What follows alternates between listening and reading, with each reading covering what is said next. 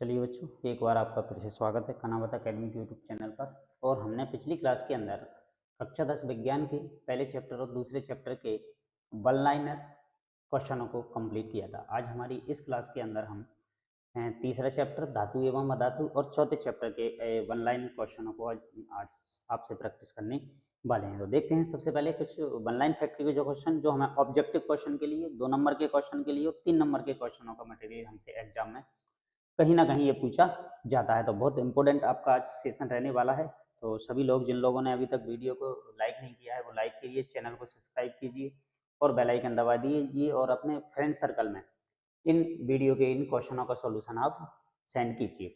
तो बात करते हैं सबसे पहले धातु एवं अधातुओं की। तो हमारे पास जो धातुएं हैं और जो अधातु हैं उनमें सबसे पहले गुण दे रखे हैं हमें कि धातुओं के भौतिक गुण क्या है भाई, कि धातुएं चमकदार होती हैं, आघात वर्धनीय होती हैं और तन्य होती हैं और इनके अंदर धात्विक ध्वनिकता का गुण पाया जाता है। मतलब जब ये किसी कठोर सतह से टकराती हैं तो एकाएक का गुण उत्पन्न करती हैं, आवाज उत्पन्न करती हैं, जिसको कहते हैं ध्वनिक, सोनोरस बोला जाता है इसको। तो ये भौतिक गुण हमें इनके याद रखने हैं कि इनको बाहर से देखकर हम बता सकते हैं कि ये धातु है, मतलब उसके अंदर चमक होगी, आघात वर्धनीयता होगी, उसको खींचकर ठोक पीट कर लंबे तार, लंबी चादरों में ढाला जा सकता है और तन्यता मतलब लंबे लंबे तार बनाए जा सकते हैं। ठीक है, बात करते हैं अगले पॉइंट की कि धात्विक चमक अपने शुद्ध रूप में धातु की सतह चमकदार होती है। इस गुण को अपन क्या कहते हैं, धात्विक चमक कहते हैं। क्लियर। आघात वर्धनीयता का मतलब क्या होता है कि जब धातुओं को पीट पीट कर पतली चादर के रूप में ढाला जाता है तो उसे हम आघात वर्धनीयता कह देते हैं। तन्यता का मतलब क्या है, तन्यता का मतलब है कि जब किसी धातु के अपन पतले पतले जो तार बनाते हैं उस खींचने की जो क्षमता होती है ना, उसी को अपन क्या कह देते हैं, तन्यता। अब बात करें तन्यता का, सबसे अधिक गुण पाया जाता है काय में, सोने में। सबसे अधिक तन्य धातु है, बहुत लंबा तार इससे बनाया जा सकता है। यदि बात करें हम 1 ग्राम सोने से लगभग 2 किलोमीटर लंबा तार बनाया जा सकता है, इतना तन्यता का गुण इसके अंदर पाया जाता है। दूसरी बात करें कि बर्तन बनाने में आघात वर्धनीयता और तन्यता दोनों का ही क्या किया जाता है, उपयोग किया जाता है। क्लियर, याद रखना है आपको सभी को। आगे बात करते हैं हम। आगे दे रखा है कि जो धातुएं हैं ना, वो धातुएं ऊष्मा की क्या होती हैं भाई, सुचालक होती हैं। विद्युत की भी क्या होती हैं, सुचालक होती हैं, मतलब इनके अंदर करंट भी आता है और जो गर्म भी होती है, ऊष्मा को भी ट्रांसफर कर सकती है। तो याद रखना है, ऊष्मा की सुचालक होती है। धातुओं का गलनांक भी बहुत अधिक होता है, क्वथनांक भी बहुत अधिक होता है। दोनों बातें हमें याद रखनी है। दूसरी यदि बात करें हम कि चांदी जिसको हम सिल्वर कहते हैं, कॉपर, तांबा जिसको बोला जाता है, ये ऊष्मा के सबसे अच्छे चालक होती हैं। याद रखना है भाई, बहुत इंपॉर्टेंट पॉइंट है आपका, याद रखना है इसको। ठीक है। दूसरा आ जाता है लेड जिसको सीसा बोला जाता है, मरकरी जिसे पारा बोला जाता है। ये जो दो धातुएं ऐसी हैं जो ऊष्मा की क्या होती हैं भाई, कुछ चालक होती हैं। तो यहाँ से भी हमारा एक अच्छा पॉइंट बन के तैयार हो जाता है एग्जाम के लिए। दूसरी बात करें ध्वनिक, जिसको हमने सोनोरस बोला था, कि जब धातु किसी कठोर सतह से टकराती है तो क्या उत्पन्न करती है भाई, आवाज उत्पन्न करती है। इसी गुण को हम क्या बोल देते हैं, सोनोरस बोल देते हैं। ठीक है। अधातुओं के, अब बात करें अधातुओं के कुछ उदाहरण दे रखे हैं हमें, जैसे कि कार्बन, सल्फर, आयोडीन और ये हाइड्रोजन, ये अधातु हैं हमारी। ठीक है। इससे पहले हमने क्या पढ़ी थी, धातु में तो बहुत सारी धातु हैं, जैसे Fe सोना, Ag चांदी, Au सोना अपने पास। ठीक है। सोडियम, मैग्नीशियम, ये हमारी धातुओं के क्या थे, उदाहरण थे। दूसरी बात करें अब अधातुओं में, अधातुओं में ब्रोमीन एकमात्र अधातु है जो किस अवस्था में पाई जाती है, द्रव अवस्था में पाई जाती है, जिसका सिंबल होता है क्या, Br, याद रखना है। मरकरी एकमात्र धातु है जो द्रव अवस्था में पाई जाती है, जिसको हम Hg बोलते हैं। धातु होने के बाद भी कैसी है, वैसे हमने पढ़ा है धातुएं कैसी होती हैं, ठोस, लेकिन मरकरी एक ऐसी धातु है जो किस अवस्था में पाई जाती है, द्रव अवस्था में। ठीक है। दूसरी बात करें हम आयोडीन की, तो आयोडीन एकमात्र अधातु है जो कैसी होती है, चमकीली होती है। बाकी की अधातुएं जो होती है ना, वो चमकीली नहीं होती है। आयोडीन अधातु होने के बाद भी कैसी होती है, चमकीली, और चमकता का जो गुण पाया जाता है ना, वो धातुओं के अंदर पाया जाता है, अधातुओं में नहीं। लेकिन एक अपवाद है, तो अपवाद से भी हमें क्वेश्चन बहुत देखने को मिलते हैं, तो याद रखना है भाई सभी लोगों को ये पॉइंट। ठीक है। उसके बाद आ जाता है अपर रूप। अपर रूप क्या होता है कि जब कोई द्रव्य एक से अधिक रूपों में पाया जाता है या विद्यमान रहता है तो उसके प्रत्येक रूप को अपन क्या कह देते हैं, अपर रूप, और इस पूरी प्रक्रिया को हम बोल देते हैं क्या, अपर रूपता। और ऐसा अपर रूपता का गुण हमें देखने को मिलता है किसके अंदर, कार्बन के अंदर। याद रखना है, कार्बन के अंदर अपर रूपता का गुण पाया जाता है। जैसे कि हम बात करें कार्बन के दो अपर रूप हमें प्रकृति के अंदर देखने को मिलते हैं। जैसे हम बात करें हीरा और ग्रेफाइट, याद रखना है कार्बन के दो अपर रूप हैं हमारे, जिसमें हीरा सबसे कठोर प्राकृतिक पदार्थ होता है। इसका गलनांक और क्वथनांक दोनों ही क्या होते हैं, बहुत अधिक होते हैं। क्लियर बात, तो ये बात आपको याद रखना है। नेक्स्ट आ जाते हैं अगले पॉइंट पर। अपन अगले पॉइंट में हमें दे रखा है कि ग्रेफाइट जो कि कार्बन का एक अपर रूप है, ठीक है, जो कैसा होता है, सुचालक, मतलब एक अधातु होने के बाद भी ये कैसा है, सुचालक है। तो आपका इंपोर्टेंट क्वेश्चन यहाँ से भी एक बन के तैयार हो जाता है। और ज्यादातर हमसे जो क्वेश्चन वन लाइन फैक्ट्स के जो ऑब्जेक्टिव में जो पूछे जाते हैं, चाहे वो आपको सही विकल्प में पूछा जाए या एक शब्द वाक्य में पूछा जाए या जोड़ियों में मैचिंग करने के लिए दे दिया जाए आपको, या ट्रू फॉल्स में पूछा जाए, तो ये क्वेश्चन बहुत आपके इंपॉर्टेंट बन जाते हैं। ठीक है, दूसरी बात करें क्षारीय धातु। क्षारीय धातु हम बोलते हैं किसको, लिथियम को, सोडियम को, पोटेशियम को। ये इतनी मुलायम होती हैं कि इन्हें हम आसानी से चाकू से क्या कर सकते हैं, काट सकते हैं, याद रखना है।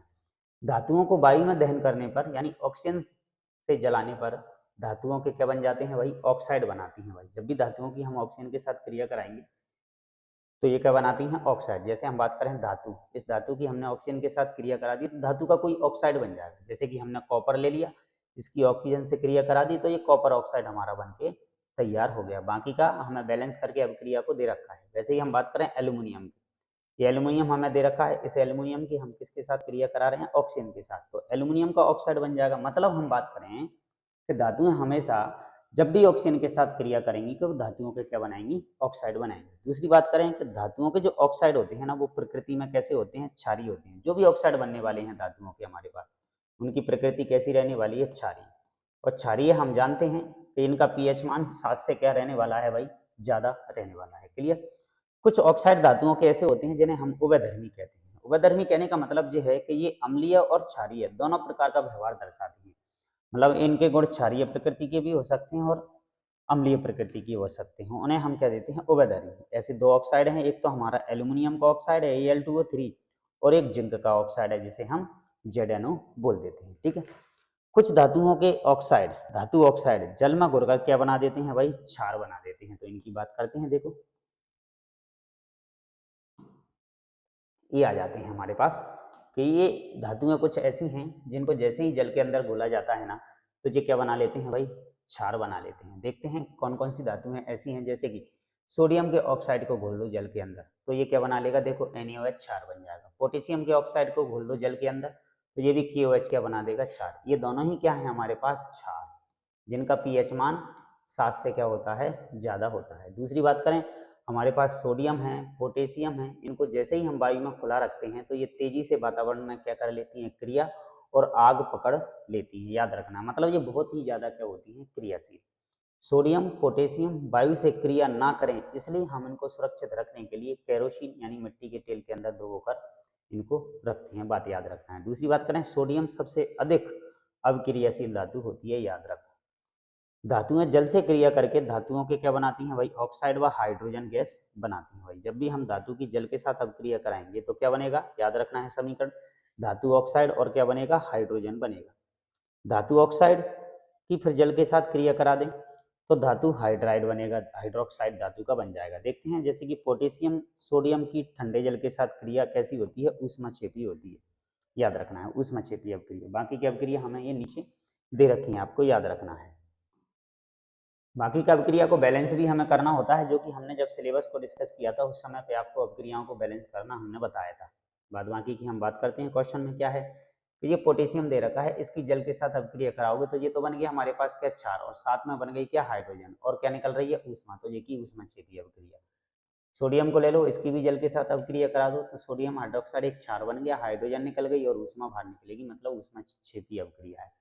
मैग्नीशियम गर्म जल के साथ क्रिया कर मैग्नीशियम हाइड्रोक्साइड और हाइड्रोजन गैस उत्पन्न करता है। ठीक है, एल्यूमिनियम है, आयरन है, जिंक है, ये भाप से क्रिया कर धातुओं के ऑक्साइड और हाइड्रोजन गैस देते हैं। तो याद रखना है कौन ठंडे जल के साथ अभिक्रिया कर रहा है, कौन गर्म जल के साथ अभिक्रिया कर रहा है, कौन भाप के साथ अभिक्रिया कर रहा है, ये हमें याद रखना है। दूसरी बात करें देखो एल्यूमिनियम की, तो एल्यूमिनियम जल ले लिया किस अवस्था में, G4 गैस, S4 सॉलिड। ये समीकरण जब हमने लिखना सीखा था उस समय पे आपसे चर्चा की थी। और जैसे ही अभिक्रिया करेंगे तो ये एल्यूमिनियम का ऑक्साइड बनेगा और ये हाइड्रोजन गैस बन जाएगी हमारे पास। वैसे ही आयरन की क्रिया कराओगे हाइड्रोजन के साथ तो आयरन का ऑक्साइड Fe2O3 बन जाएगा और हाइड्रोजन गैस क्या बाहर निकल जाएगी। दूसरी बात करें, अच्छा क्वेश्चन आता है एक्वारेजिया, याद रखना है इसके संगठन होता है इसका 3:1, इसमें हाइड्रोक्लोरिक अम्ल जिसे हम HCl कहते हैं और सांद्र नाइट्रिक अम्ल जिसे हम HNO3 कहते हैं, इन दोनों को मिलाकर ये बनाया जाता है एक्वारेजिया। ठीक है, एक्वारेजिया एक ऐसा केमिकल होता है जिसके अंदर हम सोना एवं प्लेटिनम और चांदी को ये क्या कर देता है, गला देता है। जैसे इस विलयन के अंदर डालोगे तो ये क्या हो जाती है, इसके अंदर गल जाते हैं। दूसरी बात करें सक्रियता श्रेणी की, तो सक्रियता श्रेणी वह श्रेणी होती है जिनमें धातुओं को उनकी क्रियाशीलता के आधार पर किस क्रम में व्यवस्थित किया जाता है, अवरोही क्रम में। मतलब कौन ज्यादा क्रियाशील है, कौन कम क्रियाशील है, इस आधार पर व्यवस्थित करने की क्रिया की जो सीरीज है ना, उसे हम क्या कह देते हैं, सक्रियता श्रेणी कह देते हैं। दूसरे पॉइंट की बात करते हैं, अगला पॉइंट आ जाता है हमारे सामने कि आयनिक यौगिक, आयनिक यौगिक या इन्हें हम विद्युत संयोजी यौगिक भी कह देते हैं, ये धातु से अधातु में इलेक्ट्रॉन के स्थानांतरण से बनते हैं। जैसे ही धातु से अधातु की तरफ इलेक्ट्रॉन का क्या हो जाता है, ट्रांसफर, तो ये आयनिक यौगिक बनते हैं। अब आयनिक यौगिक की बात हम बात करें, जैसे कि हमारे पास NaCl दे रखा है जो कि एक आयनिक यौगिक है NaCl, तो मतलब इसका Na+ बनेगा और Cl क्या बन जाएगा, माइनस। तो इसका मतलब ये हुआ Na पर प्लस आया, मतलब Na क्या है, धातु सोडियम, इसने अपना एक इलेक्ट्रॉन किसको दे दिया भाई, क्लोरीन को दे दिया, तो सोडियम धनायन बन गया और क्लोरीन क्या बन गया आपके पास, ऋणायन। मतलब ये आयनिक यौगिक है, मतलब जिन पर धनायन और ऋणायन का चार्ज आ जाए तो हम कहेंगे ये कैसे यौगिक हैं, आपके आयनिक यौगिक। आयनिक यौगिकों के भौतिक गुणों की बात करें तो ये ठोस, थोड़े कठोर और भंगुर प्रकृति के होते हैं। इनके गलनांक और क्वथनांक भी बहुत ज्यादा होते हैं, ये जल में घुल जाते हैं आसानी से।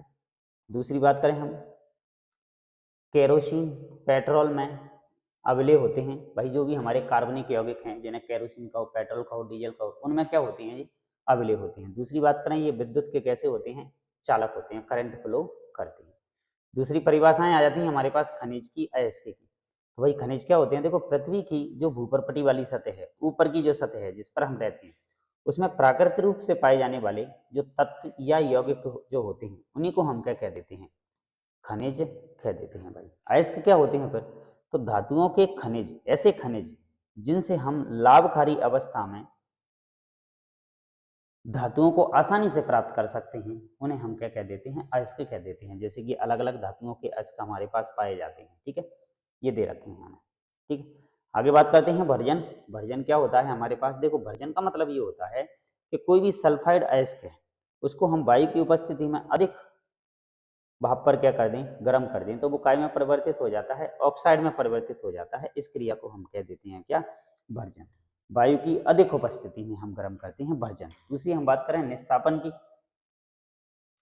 तो हमारे पास जो निस्तापन वाली कहानी ये है ना, इसमें हम ये करते हैं कि जब भी हमारे पास कोई अयस्क है, लेकिन हमें लेना पड़ेगा निस्तापन करने के लिए, हमें कैसा अयस्क चाहिए भाई, कार्बोनेट अयस्क चाहिए जिसके अंदर कार्बोनेट होगा। भर्जन करने के लिए हमें कैसा चाहिए, सल्फाइड अयस्क चाहिए।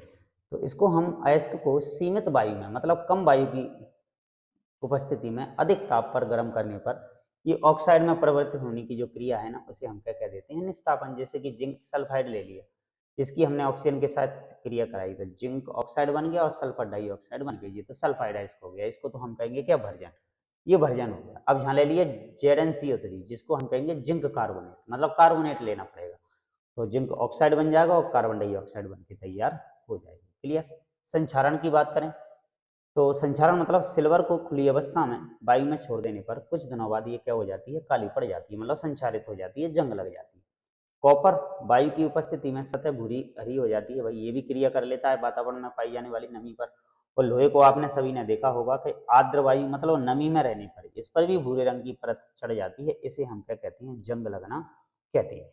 तो ये पूरी प्रोसेस इनके अंदर क्या है, संचारण है। अब संचारण से बचने के लिए हमें क्या करना पड़ेगा भाई, उस धातु को पेंट करना पड़ेगा, तेल उस पर लगाना पड़ेगा, ग्रीस करना पड़ेगा उसके ऊपर, ग्रीस ऑयल या पेंट जो भी है लगाकर रखना पड़ेगा। साथ में करना पड़ेगा यसद लेपन। यसद लेपन का मतलब होता है कि लोहे के ऊपर Zn जस्ते की परत चढ़ा दो, जिंक की।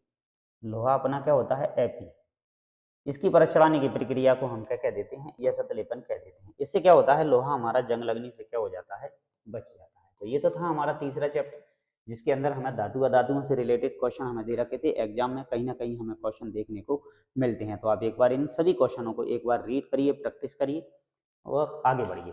आगे बात करते हैं अगले चैप्टर में। फोर्थ चैप्टर हमें दे रखा है जिसमें हमसे पूछा है कार्बन एवं उसके यौगिक। अब हमें यहाँ पर चर्चा करनी है किसके बारे में भाई? कार्बन के बारे में। कार्बन जो है ना, उसकी यदि बात की जाए तो इस कार्बन की प्रकृति में बहुत ज्यादा संख्या में हमें यौगिक मिलते हैं जिसका सिंबल क्या होता है? सी। उसके ही विभिन्न प्रकार के यौगिकों को हमें इस चैप्टर के अंदर डिस्कस करना है। तो बात करें, देखो कार्बन भूपर्पटी में खनिजों जैसे कार्बोनेट, हाइड्रोजन कार्बोनेट, कोयला के रूप में, पेट्रोलियम के रूप में केवल कितना पाया जाता है? ये है इसकी मात्रा 0.02% पाया जाता है। मतलब हम हमारी इस जमीन की बात करें, मिट्टी की बात करें, इसमें खनिजों के रूप में कार्बन का खनिज एक कार्बोनेट हो गया, हाइड्रोजन कार्बोनेट हो गया, कोयले के फॉर्म में हो गया, और पेट्रोलियम पदार्थ हमारे डीजल, पेट्रोल और केरोसिन जी हैं हमारे, उन पदार्थों के रूप में 0.02% कार्बन पाया जाता है। दूसरी हम बात करें, कार्बन वायुमंडल में CO2 के रूप में पाया जाता है जिसकी मात्रा कितनी है? 0.03% होती है, याद रखना है। कार्बन यौगिक विद्युत के अच्छे चालक नहीं होते हैं। ये इनमें से केवल इसका एक अपर रूप है जिसे हम ग्रेफाइट कहते हैं, यही क्या होता है? सुचालक, क्योंकि कार्बन एक अधातु है। कार्बन क्या है? आपकी एक अधातु है। और अधातुओं के बारे में हमने पढ़ा है कि ये विद्युत की कैसी होती हैं? कुचालक। लेकिन अपवाद स्वरूप हमारे पास जो ग्रेफाइट है, वो ग्रेफाइट एक ऐसा यौगिक है, ऐसी अधातु है जो कि कार्बन का अपर रूप है, जो कि विद्युत का सुचालक होता है। दूसरी हम बात करें कार्बन की परमाणु संख्या के बारे में, तो कार्बन की परमाणु संख्या कितनी होती है? 6। इसकी संयोजकता भी हमें याद रखना है, वैलेंसी जिसे हम बोलते हैं। तो कार्बन की संयोजकता होती है कितनी? 4। याद रखना है भाई सभी लोगों को। तो कार्बन के बाहरी कोश में 4 इलेक्ट्रॉन होते हैं, इसे ही हम इसकी क्या कहते हैं? संयोजकता। कार्बन को अपना अष्टक पूरा करने के लिए 4 इलेक्ट्रॉन की और आवश्यकता होती है। इस प्रकार इसके पास 8 इलेक्ट्रॉन हो जाते हैं, तो इसका अष्टक पूरा हो जाता है और क्रिया करना क्या कर देता है? बंद। दूसरी बात करें, हाइड्रोजन के कोश जो होता है, सबसे भारी कोश, उसमें सिर्फ और सिर्फ 1 इलेक्ट्रॉन होता है। इसे अपना स्थायी विन्यास पूर्ण करने के लिए अब 8 इलेक्ट्रॉन की आवश्यकता नहीं होगी, इसको सिर्फ 1 इलेक्ट्रॉन की आवश्यकता होती है। ठीक है ना? क्योंकि उसका परमाणु क्रमांक कितना होता है? 1। और इसके अंदर उसी तरीके से हमें एक बाहरी कक्षा में क्या मिलता है? इलेक्ट्रॉन मिलता है। क्लियर? आगे देखते हैं।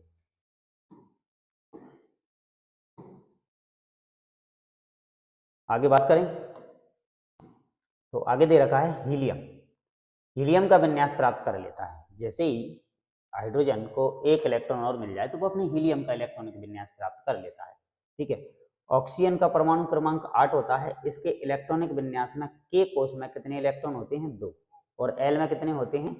6 होते हैं, इलेक्ट्रॉन होते हैं। अतः इसे अपना अष्टक पूर्ण करने के लिए 2 इलेक्ट्रॉनों की क्या होती है? आवश्यकता होती है। जैसे हम बात करें, ये जो क्रॉस पॉइंट से जो दिखाया गया है आपको, एक ऑक्सीजन पर पाए जाने वाले इलेक्ट्रॉनों की संख्या दे रखी है कि एक ऑक्सीजन पर कितने इलेक्ट्रॉन ऐसे पाए जाते हैं भाई? 6 इलेक्ट्रॉन। दूसरे ऑक्सीजन पर भी कितने हैं? 6 इलेक्ट्रॉन। तो मतलब एक ऑक्सीजन को कितने इलेक्ट्रॉनों की और आवश्यकता है? हमारे पास 2 इलेक्ट्रॉनों की और आवश्यकता है। उसी हिसाब से यदि हम बात करें तो 6 इसके पास पहले से, 2 इसने ले ली, और 6 इसके पास भी पहले से, 2 इसने इसके ले लिए। तो उस तरीके से कार्बन कार्बन के बीच में डबल बॉन्ड बन जाता है, वो ऑक्सीजन ऑक्सीजन के बीच में डबल बंध बन जाता है, द्विबंध जिसको हम बोलते हैं, जो कि इसकी इलेक्ट्रॉन बिंदु संरचना कहलाती है, किसकी? ऑक्सीजन की। क्लियर? इसी तरीके से हम बात करें नाइट्रोजन परमाणु, नाइट्रोजन का परमाणु क्रमांक 7 होता है और इसके के कोश में 2 इलेक्ट्रॉन और एल कोश में कितनी होती है? 5 इलेक्ट्रॉन। ठीक है। तो इसको अपना अष्टक पूरा करने के लिए सिर्फ 2, 5 और 3, 5 और 2 कितने हो गए? हमारे पास 7 हो गए। लेकिन इसमें कितने हैं? एल कोश में 5 इलेक्ट्रॉन। तो 5 को 8 बनाने के लिए हमें सिर्फ 3 इलेक्ट्रॉनों की और आवश्यकता होती है, इसलिए इसकी संयोजकता हमें देखने को मिलती है कितनी? 3। क्लियर? तो नाइट्रोजन नाइट्रोजन के बीच में कैसा पाया जाता है भाई? ट्रिपल बॉन्ड पाया जाता है, याद रखना है आपको। डबल बॉन्ड नहीं, ट्रिपल। ये नाइट्रोजन की इलेक्ट्रॉन बिंदु संरचना हमें दे रखी है। बाद बाकी इसका डिटेल हम और पहले आपसे डिस्कस कर चुके हैं। दूसरा में दे रखा है, देखो अमोनिया का। तो NH3 अमोनिया की इलेक्ट्रॉन बिंदु संरचना में हम बात करें उसी तरीके से, तो नाइट्रोजन के अंदर यदि हम बात करें तो अभी हमने देखा था कि नाइट्रोजन के पास कितने इलेक्ट्रॉन है भाई? हमारे पास 3 इलेक्ट्रॉन है भाई। ये रहे 3 इलेक्ट्रॉन हम लेके लेते हैं, ये रहे। और हाइड्रोजन के पास कितना है भाई? उसका खुद का 1 इलेक्ट्रॉन है। हाइड्रोजन के पास उसका खुद का 1 इलेक्ट्रॉन है, बाकी का ये बंद बना लेगा और हमारे पास यौगिक बन के तैयार हो जाएगा क्या, NH3। ठीक है, इस तरीके से इस अमोनिया का क्या होता है, निर्माण होता है। ठीक है, आगे बात करते हैं। उसी तरीके से हमें मीथेन की संरचना दे रखी है, अब बनाने की प्रैक्टिस करेंगे इनको। आगे आ जाता है हमारा पॉइंट अगला, जिसकी हम चर्चा करते हैं आपसे। क्या देखो, हीरा व ग्रेफाइट कार्बन के अपर रूप में चर्चा कर चुके हैं। हीरा कुचालक है क्योंकि कार्बन का प्रत्येक परमाणु अन्य 4 कार्बन परमाणुओं से जुड़ा होता है। दृढ़ त्रिआयामी, 3 डायमेंशन एक संरचना बनाता है, मतलब इसके पास कोई फ्री इलेक्ट्रॉन नहीं होता है। तो जब तक फ्री इलेक्ट्रॉन इसके पास नहीं होगा तब तक ये सुचालक नहीं होगा, यानी कुचालक होता है। ग्रेफाइट की बात करें तो ग्रेफाइट कैसा होता है, सुचालक, क्योंकि कार्बन का प्रत्येक परमाणु अन्य 3 कार्बन परमाणुओं से जुड़ा होता है, जिससे इलेक्ट्रॉन विद्युत ऊष्मा का संबंध आसानी से कर सकता है और षटकोणीय संरचना बना लेता है। कौन, ग्रेफाइट। तो ग्रेफाइट विद्युत ऊष्मा का क्या होता है, सुचालक। कार्बन की सर्वतोमुखी प्रकृति होती है, ये इसकी विशेषता है, मतलब इसके अंदर श्रृंखला बनाने का गुण पाया जाता है। इसे हम आगे देखेंगे कि कार्बन में कार्बन के अन्य परमाणुओं के साथ आबंध बनाने की बहुत ज्यादा क्षमता होती है। तो मतलब ये कार्बन इस तरीके से एक कार्बन से दूसरा कार्बन जुड़ता चलता है, इसी को हम कहते हैं, इसमें श्रृंखलन का गुण पाया जाता है इसके अंदर। ठीक है, कार्बन में 1, 2 और 3 बंध बनाने की क्षमता पाई जाती है, मतलब ये सिंगल बॉन्ड द्वारा भी जुड़ा हो सकता है, carbon carbon single bond, carbon carbon double bond द्वारा भी जुड़ सकता है, और कार्बन कार्बन ट्रिपल बॉन्ड के द्वारा भी जुड़ सकता है। बात करें अब हम संतृप्त कार्बनिक यौगिकों की। जब कार्बन से अन्य परमाणु जुड़कर 4 एकल बंध बनाते हैं तो उसे हम संतृप्त कार्बन कहते हैं। तो मतलब हम बात करें, जैसे कि देखो CH4 की हम बात करें, CH4 इसकी संरचना यदि हम बनाएं तो एक कार्बन से कितने हाइड्रोजन जुड़ गए, 4 हाइड्रोजन, जो कि सिंगल बॉन्ड के द्वारा जुड़े हैं। तो जो सिंगल बॉन्ड वाले होते हैं ना, उन्हें हम क्या कह देते हैं, संतृप्त कार्बनिक यौगिक कह देते हैं। जैसे कि C2H6 है, ये भी हमारा एक संतृप्त कार्बनिक यौगिक है। आगे बात करते हैं। अब बात आ जाती है फिर हमारे पास फिर असंतृप्त कार्बनिक यौगिक किसे कहते हैं। देखो, असंतृप्त कार्बनिक यौगिक का मतलब है कि या तो इनके अंदर डबल बॉन्ड होगा या फिर इनके अंदर ट्रिपल बॉन्ड होगा। कार्बन कार्बन के बीच में यदि डबल बॉन्ड मिल जाए और ट्रिपल बॉन्ड मिल जाए हमें, तो वो हो जाएंगे आपके क्या, असंतृप्त। तो कार्बन अन्य परमाणुओं में से किसी पर या तो द्विबंध होगा या त्रिबंध होगा, अर्थात जब कार्बन की संयोजकता असंतुष्ट रहती है, जैसे कि एथीन के अंदर देखा जाए, तो हम उसे कह देते हैं कि भाई ये कैसे यौगिक हैं, असंतृप्त कार्बनिक यौगिक हैं। क्लियर, आगे देखते हैं। आगे बात करें इस कार्बन के बारे में, तो आगे देखा जाए तो कार्बन और हाइड्रोजन, जिन्हें हम कहेंगे हाइड्रोकार्बन, इनके कुछ संतृप्त यौगिकों के नाम दे रखे हैं हमें और सूत्र दे रखे हैं और इनकी संरचना दे रखी है, जो कि हमें याद रखना है भाई इनके अंदर। ठीक है, बात करते हैं। देखो, सबसे पहले दे रखा है कार्बन परमाणु। तो कार्बन परमाणु एक की बात करें तो जो बनता है हमारे पास क्या, मीथेन, एथेन, प्रोपेन और ब्यूटेन। इनके सूत्र हमें याद रखना है, CH4, C2H6, C3H8 और C4H10, जो कि इनकी संरचनाएं बना के हमने यहाँ पर दे रखी है। इन संरचनाओं को आपको बनाने की प्रैक्टिस करनी है। ठीक है, आगे देखते हैं।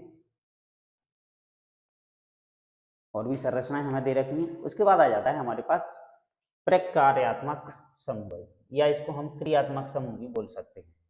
अब ये क्या होते हैं, फंक्शनल ग्रुप इसको बोला जाता है। देखो, जब संतृप्त यौगिक एवं असंतृप्त कार्बन यौगिक में से एक हाइड्रोजन को हम प्रतिस्थापित कर दें, मतलब हटा दें, हटाकर उस पर कोई विषम परमाणु जुड़ा समूह जो होता है ना, उसको हम क्या कह देते हैं भाई, क्रियात्मक समूह कह देते हैं। इसी की वजह से उसके क्या होते हैं भाई, गुण होते हैं। जैसे कि हम बात करें हेलो या क्लोरो या ब्रोमो, हम इनको बोल सकते हैं। हेलोजन बोले तो फ्लोरीन, क्लोरीन, ब्रोमीन, आयोडीन को बोला जाता है। जैसे कि Cl और Br आदि कहीं पे जुड़ जाए।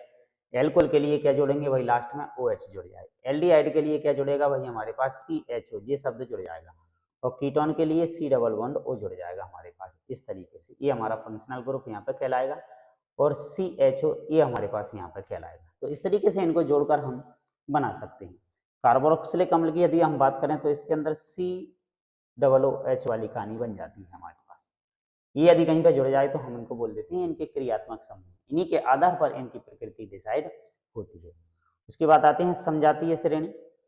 तो यौगिकों की एक ऐसी श्रृंखला जिसमें स्थित हाइड्रोजन का एक ही प्रकार का क्रियात्मक समूह प्रतिस्थापित करता है, उसे हम समजातीय श्रेणी कहते हैं। इनके रासायनिक गुण एक से बने रहते हैं, परंतु भौतिक गुणों में क्या आती जाती है, भिन्नता आ जाती है। तो देखते हैं इनके अंदर कौन कौन से हमें दे रखे हैं और समझातीय श्रेणी किस क्यों हमने इसको बोला है। तो इसके अंदर देखा जाए ना तो CH4 दे रखा है, जैसे कि हमें यहाँ पे कार्बन कितना है, एक, हाइड्रोजन 4। अब यहाँ से यहाँ तक आने के लिए हमारे पास कितने, एक कार्बन का और 2 हाइड्रोजन का अंतर आ गया। यहाँ से यहाँ तक भी जाओगे तो एक कार्बन और 2 हाइड्रोजन का अंतर आ गया। यदि इस तरीके से अंतर यदि समान दे रखा है, मतलब हमें CH2 का अंतर यहाँ पर देखने को मिलता है, तो इसको हम क्या कह देते हैं भाई, समजातीय श्रेणी कह देते हैं। क्लियर?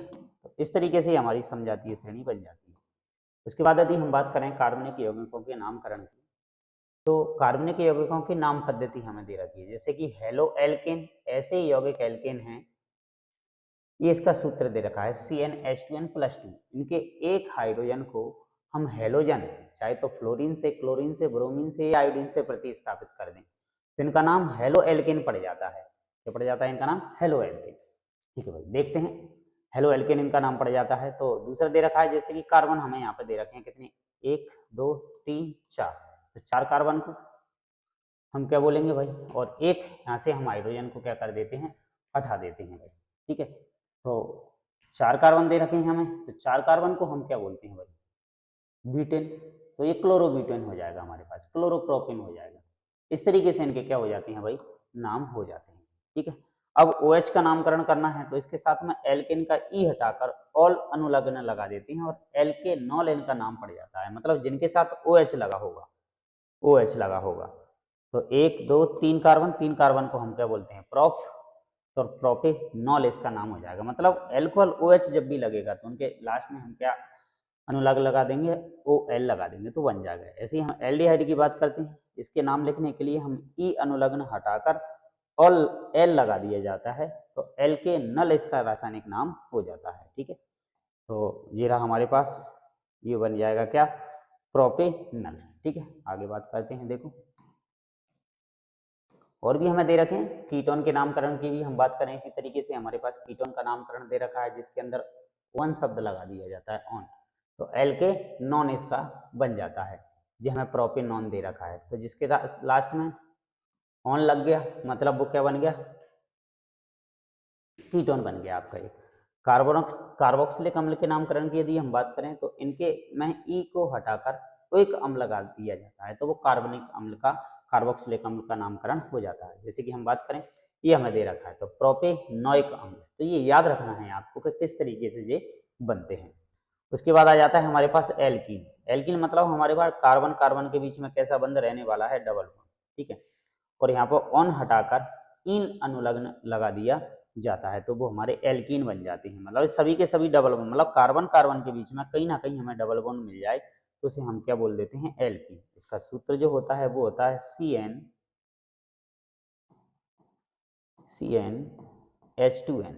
ठीक है, ये एल्कीन का सूत्र होता है हमारे पास। और उसी तरीके से यदि हमारे पास एल्काइन आ जाए तो एल्काइन का सूत्र होता है CnH2n-2। इनके लास्ट में यदि हम इनका नामकरण करेंगे तो इनके नामकरण के लास्ट में हम लगाएंगे क्या, आइन, और जब इनका नामकरण किया जाएगा तो इनके लास्ट में लगाएंगे हम इन, और एल्केन का नामकरण किया जाता है तो इनके लास्ट में लगा देते हैं हम क्या, इन। इस तरीके से इन यौगिकों को निर्माण किया जाता है। आगे चलते हैं, आगे देखते हैं अगले पॉइंट में। तो अगले पॉइंट में दे रखा है कि कार्बनिक यौगिकों के रासायनिक गुणधर्म, जैसे कि दहन क्रिया, ऑक्सीकरण क्रिया, प्रतिस्थापन अभिक्रिया, संकलन अभिक्रिया, ये सब अभिक्रियाएं इनके अंदर होती हैं। दहन क्या होता है, देखो कार्बन के सभी अपर रूप ऑक्सीजन से दहन करने पर ऊष्मा भी बनाएंगे, प्रकाश भी उत्पन्न करेंगे, और क्या देते हैं, कार्बन डाइऑक्साइड। याद रखना है, जैसे कि कार्बन का दहन करा दो तो कार्बन डाइऑक्साइड बन जाएगी, ऊष्मा निकलेगी, और क्या उत्पन्न होगा भाई, प्रकाश। मीथेन का दहन करा दो जो कि एक कार्बनिक यौगिक है, एथेनॉल का दहन करा दो, कार्बनिक यौगिक है। मतलब जितने भी कार्बनिक यौगिक हैं हमारे पास, उनका जब दहन किया जाता है तो उनसे ऊष्मा निकलती है। जैसे कि हम बात करें पेट्रोलियम है, कोयला है, ये सब क्या है हमारे पास, ज्वलनशील पदार्थ कहलाते हैं, इनसे ऊष्मा उत्पन्न होती है। संतृप्त हाइड्रोकार्बन सामान्यतः स्वच्छ ज्वाला से जलते हैं, याद रखना है। असंतृप्त कार्बनिक यौगिक ये भी अत्यधिक काले धुएं वाली पीली ज्वाला से साथ जलते हैं, जैसे लकड़ी का कोयला, खनिज कोयला, ये सब असंतृप्त कहलाते हैं। मतलब जिनसे जितना ज्यादा धुआं निकल रहा है, मतलब वो उतने ही ज्यादा क्या है, असंतृप्त यौगिक हैं। और संतृप्त यौगिकों की यदि हम बात करें तो ये एक तरीके से धुआं रहित हैं, साफ ज्वाला क्या करते हैं, उत्पन्न करते हैं। ऑक्सीकरण के बारे में हम पिछले चैप्टर में पढ़ चुके थे, तो ऑक्सीजन में दहन करने पर होने वाली अभिक्रिया को हम क्या बोलते हैं, ऑक्सीकरण। और ऑक्सीकारक विनय कहते हैं कि वे पदार्थ जो अभिक्रिया के आरंभिक पदार्थ में ऑक्सीजन को क्या कर देते हैं, जोड़ देते हैं। इस तरीके से इनको बोला जाता है। जो हमने पिछले चैप्टर जो हमने पढ़े थे उनमें इनके बारे में डिस्कस किया था, फिर भी देख लेते हैं और इनके बारे में। जैसे हमें दे रखा है पोटेशियम परमैंगनेट, सूत्र याद रखिए MnO4 होता है। अब ये अम्लीकृत पोटेशियम डाइक्रोमेट K2Cr2O7, ये सब क्या है हमारे पास, ऑक्सीकारक कहलाते हैं। एल्कोहल से कार्बोक्सिलिक अम्ल में परिवर्तन ऑक्सीकरण क्रिया है, याद रखना है। जब भी एल्कोहल को हम किस में बदलते हैं, ये दे रखा है हमें कार्बोक्सिलिक अम्ल और ये दे रखा है हमें एल्कोहल। इसके लिए हमें चाहिए KMnO4, KMnO4 हमें दे रखा है मैग्नीज, ये यहाँ बनेगा KMnO4 और K2Cr2O7। इनकी उपस्थिति में अभी अभिक्रिया कराई जाए तो जो कि कैसी होती है, एक ऑक्सीकरण अभिक्रिया होती है। प्रतिस्थापन अभिक्रिया संतृप्त हाइड्रोकार्बन का प्रकाश की उपस्थिति में क्लोरीन द्वारा हाइड्रोजन का क्या करना, प्रतिस्थापन करना। जैसे कि CH4 हमें दे रखा है, एक हाइड्रोजन हटा दो इसमें क्लोरीन की सहायता से, तो CH3Cl बन जाएगा और हाइड्रोक्लोरिक अम्ल बन जाएगा। ऐसी एथेनॉल की बात करें C2H5OH, इसका सामान्य नाम एथिल एल्कोहल या एल्कोहल, हम इसको नॉर्मल भाषा में क्या कर देते हैं, बोल देते हैं। इसके उपयोग की बात करें, कहीं ना कहीं एग्जाम में हमसे पूछ लिए जाते हैं इसके उपयोग, तो बात करते हैं। देखो एल्कोहल का उपयोग टिंचर, आयोडीन, कफ सिरप बनाने में, टॉनिक औषधियां बनाने में, तनु एल्कोहल बनाने में इसका उपयोग किया जाता है।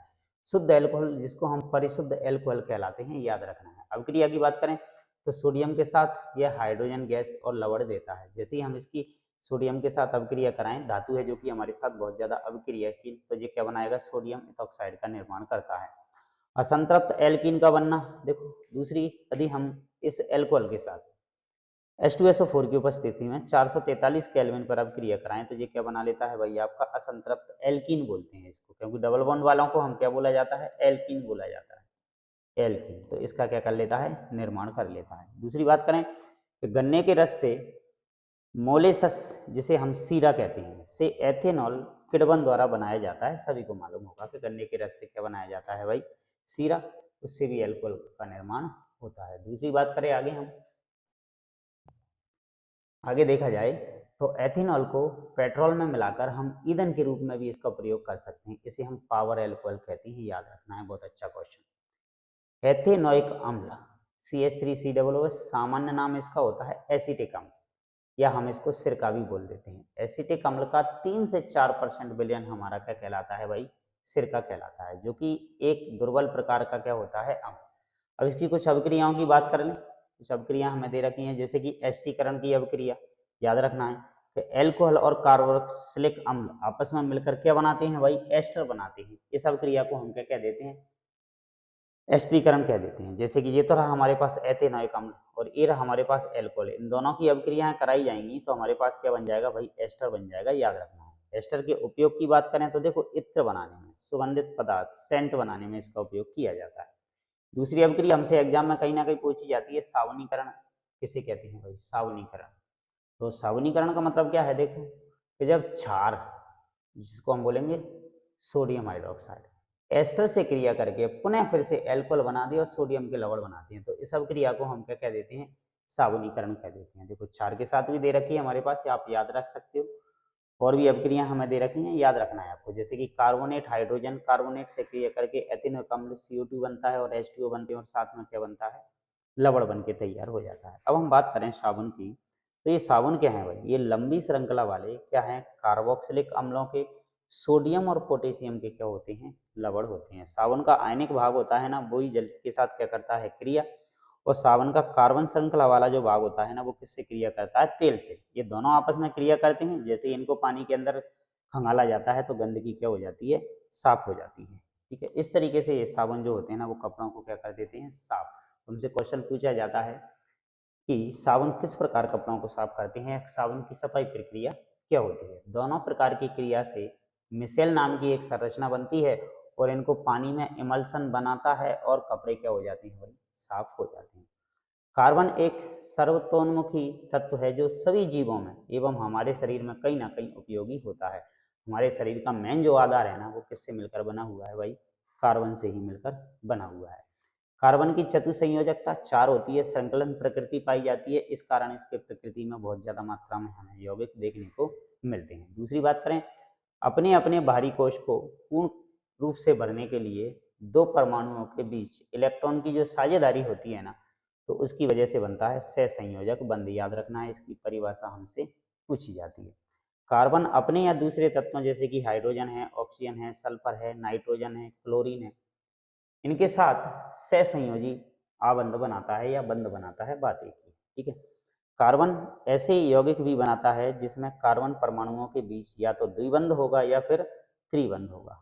कार्बन की यह श्रृंखला सीधी शाखायुक्त या वलयनुमा संरचना के रूप में हमें देखने को मिल सकती है।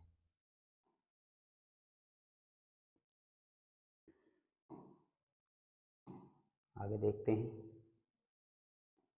कार्बन की श्रृंखला बनाने की क्षमता के गुण के कारण ही हमें प्रकृति में कार्बन के बहुत ज्यादा मात्रा में यौगिक देखने को मिलते हैं। दूसरी बात करें, दूसरा पॉइंट आ जाता है हमारे पास फिर कि एल्कोहल, एल्डिहाइड, कीटोन, कार्बोक्सिलिक अम्ल समूह वाले कार्बनिक यौगिकों के अभिलाक्षणिक गुण प्रदान करते हैं। ये कार्बनिक यौगिक हैं सभी के सभी हमारे पास। दूसरी बात करें, कार्बन तथा उसके यौगिक हमारे ईंधन के रूप में भी प्रमुख रूप से उपयोग किए जाते हैं। ज्यादातर हम जो ईंधन उपयोग में कर रहे हैं उनमें सभी में क्या होते हैं, कहीं ना कहीं कार्बन तो होता ही होता है।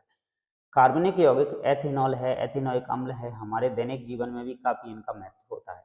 साबुन बनाने में, अपमार्जक बनाने की क्रिया में अणुओं में जलरागी तथा जलविरागी दोनों समूहों की उपस्थिति पर आधारित होता है। इसकी मदद से तेली या मैल, गंदगी जिसे हम पायस बोलते हैं, ये सब बाहर निकल जाते हैं और कपड़े क्या हो जाते हैं, साफ हो जाते हैं।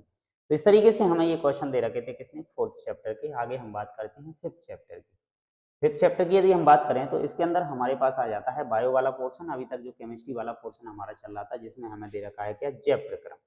जैव प्रक्रम से संबंधित कुछ क्वेश्चन दे रखे हैं। तो सबसे पहले आता है हमारे पास कि भाई जैव प्रक्रम किसे कहते हैं। वे सभी जीव जो सम्मिलित रूप से अनुरक्षण का कार्य करते हैं, वे सभी प्रक्रम हमारे पास क्या कहलाते हैं, जैव प्रक्रम। दूसरा क्वेश्चन बनता है, हमारे जैसे बहुकोशिकीय जीवों में ऑक्सीजन की आवश्यकता पूरी करने में विसरण क्यों पर्याप्त होता है। तो भाई हमें पता है कि जो बहुकोशिकीय जीव होती हैं उनका शरीर बहुत सारी कोशिकाओं से मिलकर बना होता है और ये कोशिकाएं अपने आसपास के पर्यावरण के सीधे संपर्क में रह सकती हैं। अतः साधारण विसरण सभी कोशिकाओं की में ऑक्सीजन की आवश्यकता को पूरी करने में असक्षम होता है, इसलिए ऐसा करते हैं।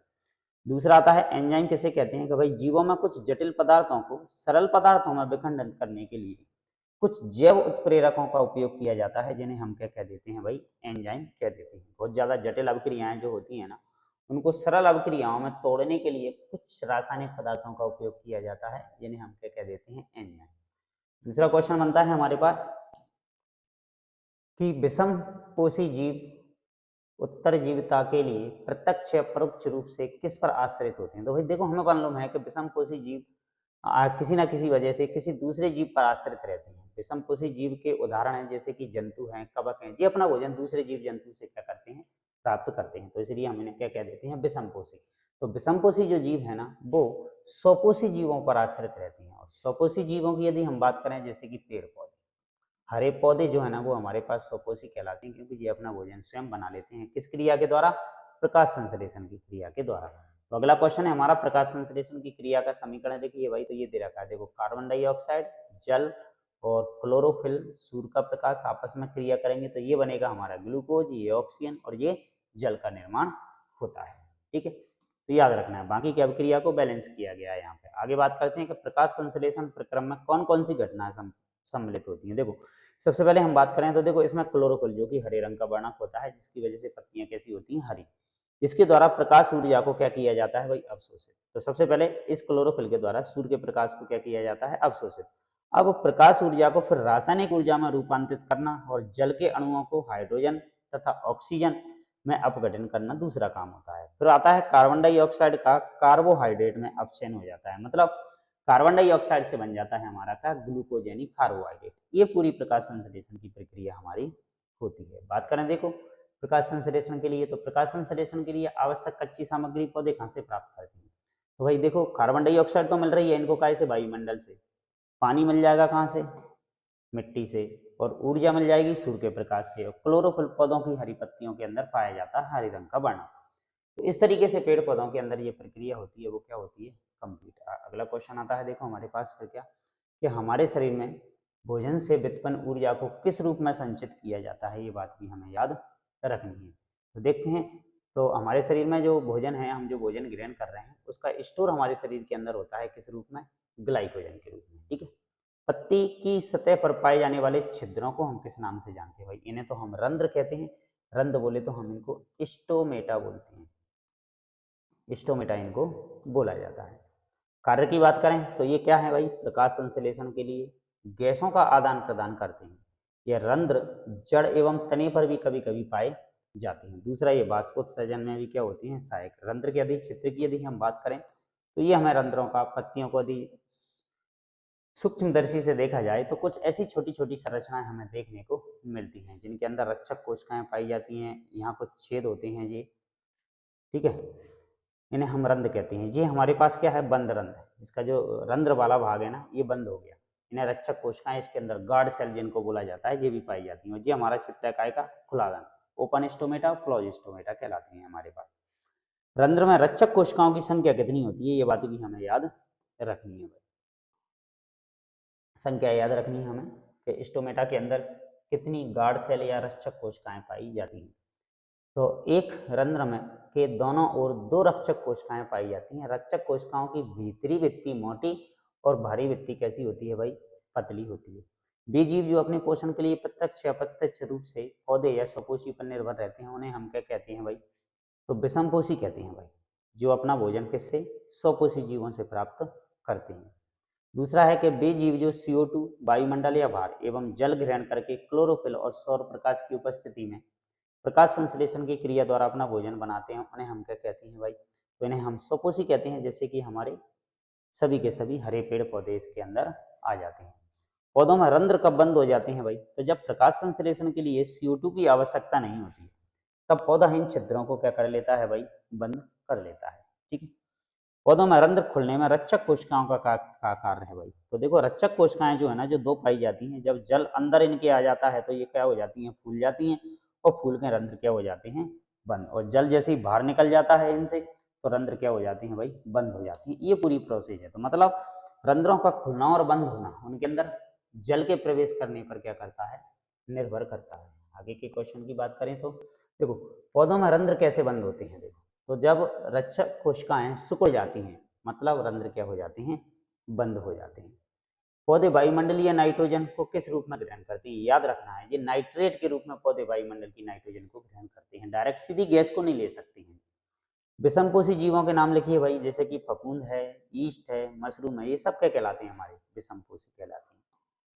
आगे आ जाता है कि ऐसे जीवों के नाम लिखिए जो पौधे जंतुओं के को बिना मारे उनसे पोषण प्राप्त कर सकते हैं। हाँ, तो बिल्कुल है, जैसे कि अमरवेल है, किलनी है, जू है, लीच है और फीताकृमि, गोलकृमि, ये सब ऐसे जीव जंतु हैं जो दूसरे जीव के शरीर पर रहकर अपना जीवन यापन करते हैं। एक कोशिकीय जीवों में भोजन कैसे ग्रहण किया जाता है भाई? जो एक कोशिकीय जीव होते हैं, भोजन संपूर्ण शरीर की सतह से विसरण क्रिया के द्वारा ग्रहण किया जाता है। जैसे कि हमारे पास एक अमीबा है। अमीबा कैसा जीव है? हमारे पास एक कोशिकीय जीव है। क्लियर? देखते हैं अगले क्वेश्चन में। अगले बोला, अमीबा किस प्रकार की रचना अंग के द्वारा भोजन ग्रहण करता है? देखो, अमीबा की बात करें जो कि एक कोशिकीय जीव है, ये सतह के द्वारा इसमें अंगुली जैसे अस्थायी प्रवर्ध की मदद से भोजन को क्या कर लेता है? ग्रहण कर लेता है।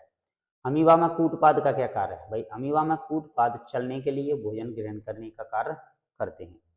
तो एक कोशिकीय जीव का नाम लिखिए जिसका आकार निश्चित होता है भाई। इसका आकार निश्चित है, वो तो पैरामीशियम है। और अमीबा की हम बात करें तो इसका आकार निश्चित नहीं होता है, ये अपना शेप, आकार कभी भी बदल सकता है। लाला ग्रंथि या लार ग्रंथि से निकलने वाले रस को क्या कहते हैं भाई? इसको याद रखना है, लार या लाला रस इसको बोला जाता है। तो लार में पाए जाने वाले एंजाइम का नाम लिखिए भाई। लार के अंदर एमाइलेज नामक